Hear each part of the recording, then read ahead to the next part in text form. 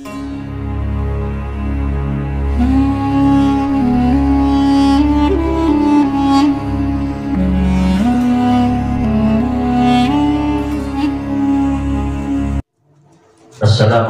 warahmatullahi wabarakatuh.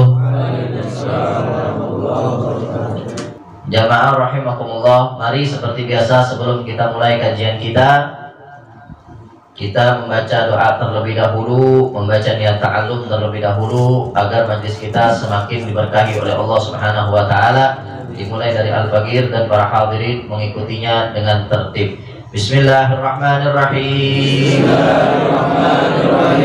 Nawaitu ta'alluma wa ta'lima wal ifadata wal istifadata wal hatta ala tamassuki bi kitabillahi wa sunnati rasulillahi sallallahu alaihi wasallam wa du'a ila al-huda wa dilala ala al-khair ittiqa'a mardatillahi wa ridwanihi wa qurbihi wa thawabihi. Bismillahirrahmanirrahim. Alhamdulillahirabbil alamin. Allahumma shalli wa sallim ala sayyidina Muhammadin salatan tukhrijuni min dhulumatil wahmi wa tukrimuni min nuril fahmi wa tudhibu lima yashkala hatta yafhama annaka anta ta'lamu wa la a'lamu innaka anta 'allamul ghuyub. Allahumma shalli wa sallim ala sayyidina Muhammadin wa alihi nur al-mudhib lin nisyan bi nurihi fi kulli lamhatin wa nafasin 'adada ma wasi'ahumullah. Qala al-mu'allif rahimahullahu ta'ala wa nafa'ana bihi wa bi'ulumihi fid darain amin. Wa qala Rabi bin Khathiyam, ra'aitu fi ba'di kutubi anna Allah azza wa jalla yaqul inna ahwana ma anasani bil alim idza habba dunya an akhraja halawata dzikri min qalbihi. Kita masih dalam pembahasan tentang keutamaan majlis zikir. Disebutkan oleh Rabi bin Khathiyam, beliau berkata, ra'aitu fi ba'di kutubi anna Allah azza wa jalla yaqul.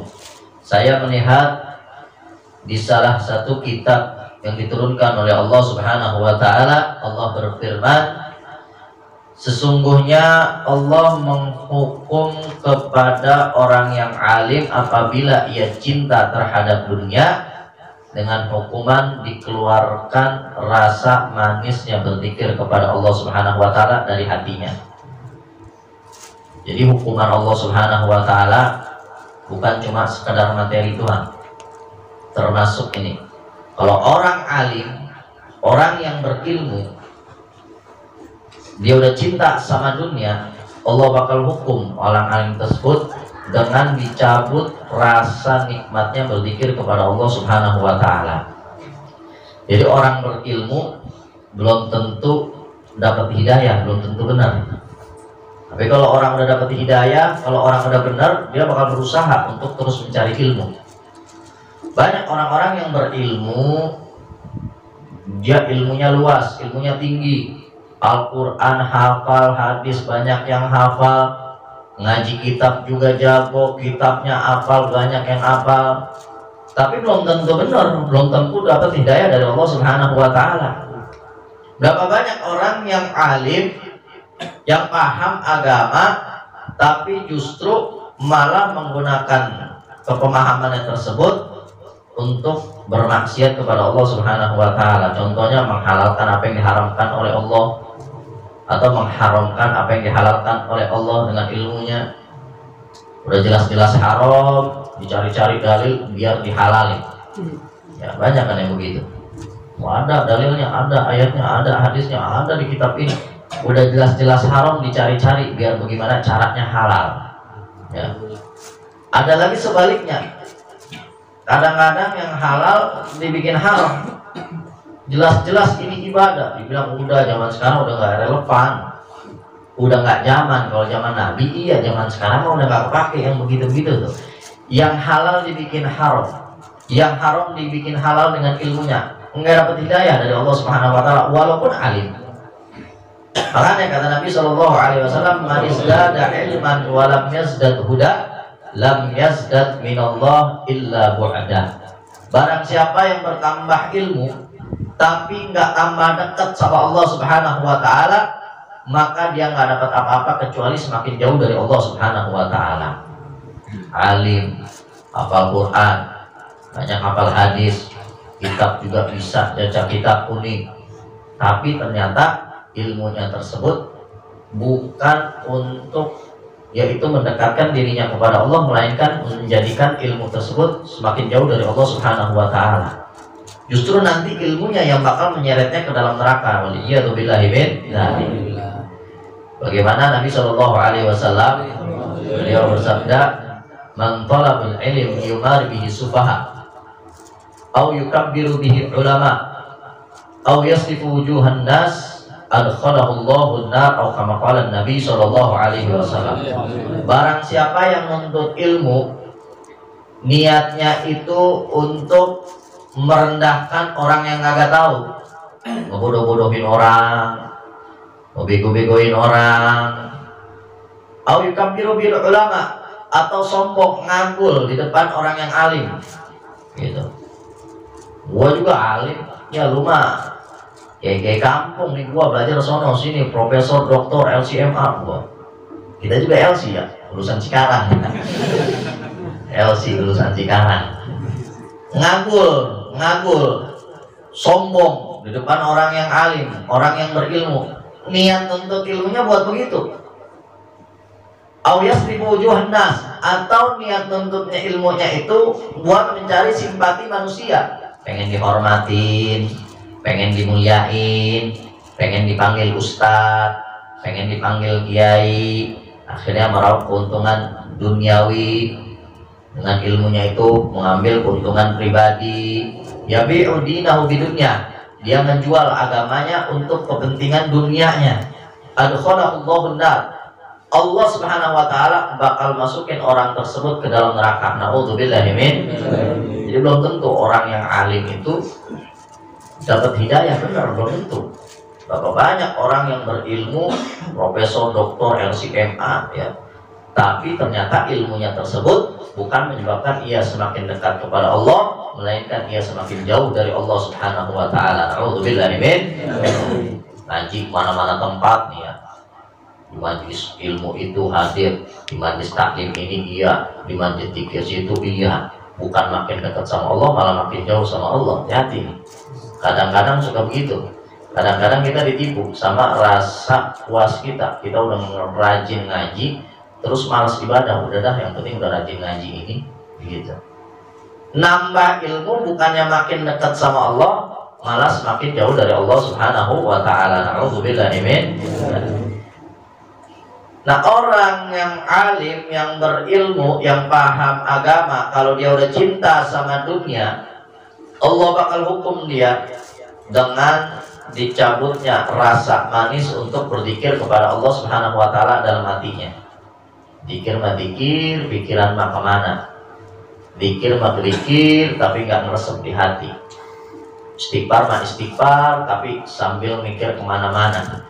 Bahkan kata para ulama sufi, istighfar kayak kita bilang istighfar. Istighfar yang model begini nih, istighfar tapi kagak khusyuk. Istighfarnya itu kayak mainin Allah. Justru istighfarnya itu butuh diistighfarin lagi. Dia istighfar tapi kagak ingat sama Allah. Istighfar yang model begini nih, sama aja kayak mainin Allah katanya. Nah, istighfar yang model begini kudu diistighfarin lagi biar diampunin katanya. Istighfar gak yahtaj ilal istighfar. Kalau orang alim udah cinta sama dunia, Allah bakal cabut rasa manisnya berzikir kepada Allah dalam hatinya. Apalagi kita yang kagak alim ya. Nah, kalau Allah Subhanahu wa taala sudah menghukum kepada orang alim yang cinta sama dunia, Allah cabut dalam hatinya rasa nikmat untuk berzikir kepada Allah Subhanahu wa taala. Tapi insya Allah yang hadir di sini semua kelihatan kayaknya kalau zikir nikmat, yang tidur-tiduran ya. Nikmat banget ya. Nah, mudah-mudahan itu tanda Allah Subhanahu wa taala cinta sama kita. Amin. Belum tentu orang yang alim itu dapat hidayah. Makanya alhamdulillah kita udah dikasih hidayah sama Allah Subhanahu wa taala buat rajin ke majlis zikir. Itu nikmat yang amat besar. Walaupun kita kaya, walaupun kita sehat, walaupun kita alim sekalipun, berilmu agama, kalau Allah belum kasih hidayah, maka nggak bakal gitu kan berzikir kepada Allah Subhanahu wa taala. Model-modelan kita nih model-modelan receh ya, yang tiap hari maksiat, kaki kita melangkahi ke tempat maksiat, tangan kita gunain ke tempat maksiat, mata tiap hari ngeliat maksiat, telinga tiap hari ngedengerin maksiat, hati tiap hari terbesit kemaksiatan. Tapi alhamdulillah malam hari ini Allah muliakan kita untuk duduk di majlis zikir. Mudah-mudahan Allah ampuni segala dosa-dosa kita. Amin ya rabbal alamin.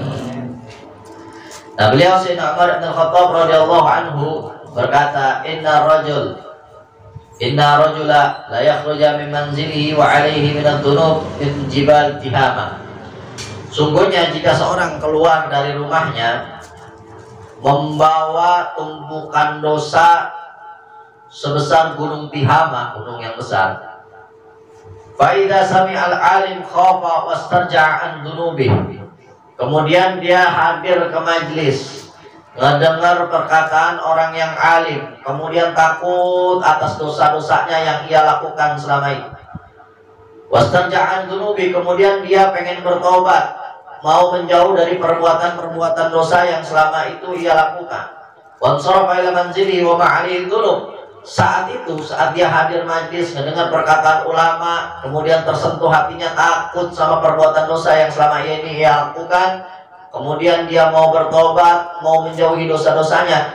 Belum lagi sampai rumah, ketika bubar itu majlis, Allah Subhanahu wa taala ampuni dosa-dosanya. Fala tufarriqu majalisil ulama, makanya kata Sayyidina Umar, jangan tinggalkan majlis-majlis ulama. Fa inna Allah azza wa jalla lam yakhluq 'alal ardi turba azza 'alaihi min majalid dzikir. Karena sesungguhnya Allah tidak menciptakan suatu tempat yang lebih mulia di atas bumi ini melebihi daripada majlis-majlis dzikir.